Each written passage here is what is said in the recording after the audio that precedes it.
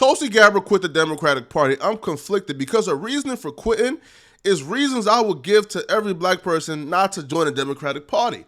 But she said something in her speech that raised my eyebrows and got me paying attention. Check out the speech just in case you haven't heard it yet. I'm going to play it right now, and then you can fast forward if you already heard it to hear my commentary. So hear the speech, and we'll be back. I can no longer remain in today's Democratic Party that's under the complete control of an elitist cabal of warmongers who are driven by cowardly wokeness, who divide us by racializing every issue and stoking anti-white racism, who actively work to undermine our God-given freedoms that are enshrined in our Constitution, who are hostile to people of faith and spirituality, who demonize the police but protect criminals at the expense of law-abiding Americans, who believe in open borders, who weaponize the national security state to go after their political opponents, and above all, who are dragging us ever closer to nuclear war.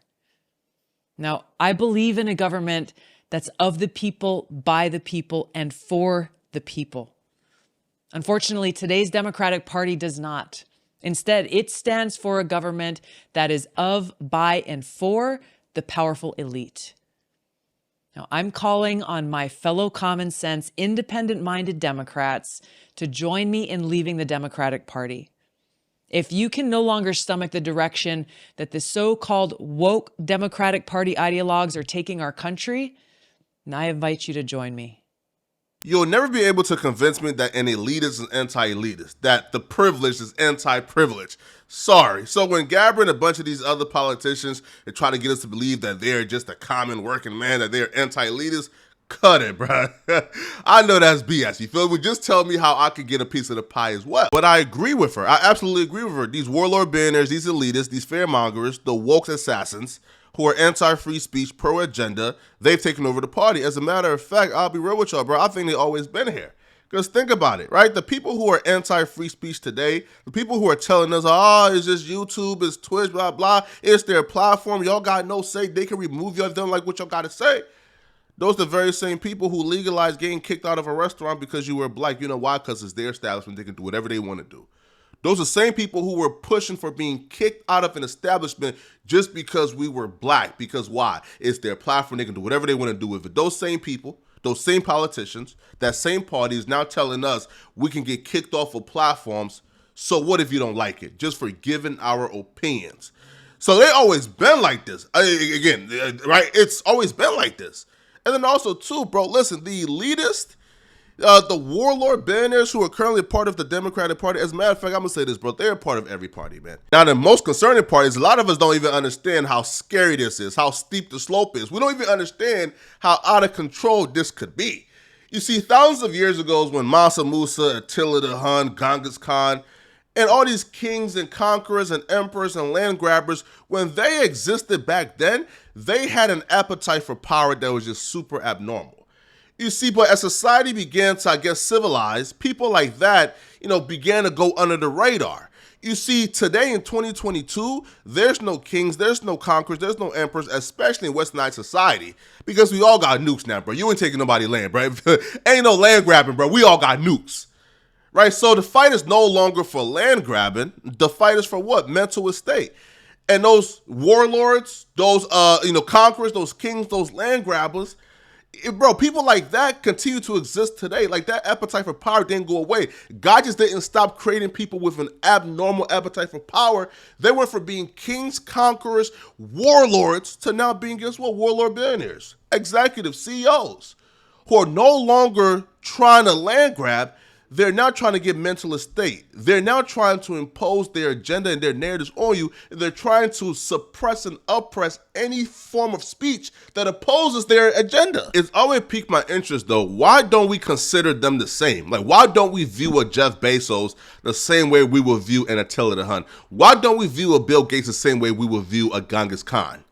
They're the same type of people. If you take Jeff Bezos, Mark Zuckerberg, Bill Gates, Elon Musk, and drop them all 4,000 years in the past, they'll be conquerors, they'll be kings, they'll be land grabbers, because that appetite for power don't go nowhere, right? You just transform it into whatever is legal currently. So that's what I agree with, but here's what I don't agree with. I agree the elitists are an issue, But here's what I don't agree with, though.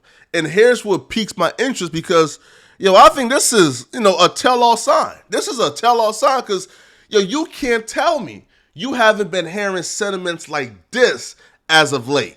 Who divide us by racializing every issue and stoking anti-white racism. I've been hearing that sentiment a little bit too frequently for my liking because what that tells me is they're now trying to, rejuvenize. They're now trying to rally up a particular subset of white people, right? It's a subset of white people who believe they're victimized, who believe they're oppressed, who believe they're being stepped on, and they're trying to rally them up for this quote-unquote like white pride, white supremacist agenda. Now, trust me, both sides is on BS, but I've been hearing that a little bit too frequently. I've heard it at a lot of conservative rallies as of lately. Even in Tuberville, there was just something there where, bro was pretty much saying, listen, man, blacks on reparations. You feel me? They're trying to take what's yours. This exact same sentiment of anti-white racism is being repeated at damn near every rally we see go viral on Twitter or every rally from your favorite politician. It's being repeated. And my question is why? What's going on? What's the agenda here? What's the narrative here? I believe there's going to be a race war soon. Right? I believe they're rallying up their forces because they know there's going to be a race war soon. They know that you're probably not going to be president, right? Tulsi Gabbard, she knows she's never, ever going to be president. But whenever there's a new agenda coming, whenever there's a new narrative coming, there's always a race to be ahead of the forefront, to be quote-unquote deemed as a leader of that agenda and that narrative. So when I see a bunch of politicians going out of their way to rally up white folks and let them believe that they're being stepped on, they're being oppressed, and that the enemies are black folks, that the enemies are people asking for quote-unquote reparations, asking for help, right? And it's being presented to them as if, these black folks, these brown people, these minorities, they're here trying to take what's yours. They're trying to take America from y'all. And they're using things like reparations, border control, very important subjects. They're using those subjects, though, to rally white folks and to present minorities as the enemy. Look at these illegal immigrants. They're coming there and they're taking your jobs. They're kind of replacing you guys as the majority in this country. Listen, right when I seen what happened in Texas, right when I seen, for the first time in American history, for the first time ever, brown people, Hispanics are now the majority group in Texas. It's like 44% Hispanic, 39% white, and then other races fill in. So for the first time ever, that became a thing. Once I seen that, I said, okay, bro, you feel me? Okay, we know where this is going to go. And almost immediately after, now you got DeSantis, filling up 2 buses and sending immigrants to Joe Biden and Kamala Harris cribs to kind of leave a message like, bro, this is becoming an issue. White folks were no longer the majority, and if things keep going, the expedited path is going on, we're no longer going to be the majority, man. So, yeah, I agree with her statements in terms of the elitists. But, this, this white power nonsense that's currently going on, think about it, bro. I truly think there's going to be a race war if they keep these sentiments on. You feel me? But it's your boy, Portic Flacco. Like the video, sub to the channel, comment for the algorithm. I'm out of here, folks. Peace.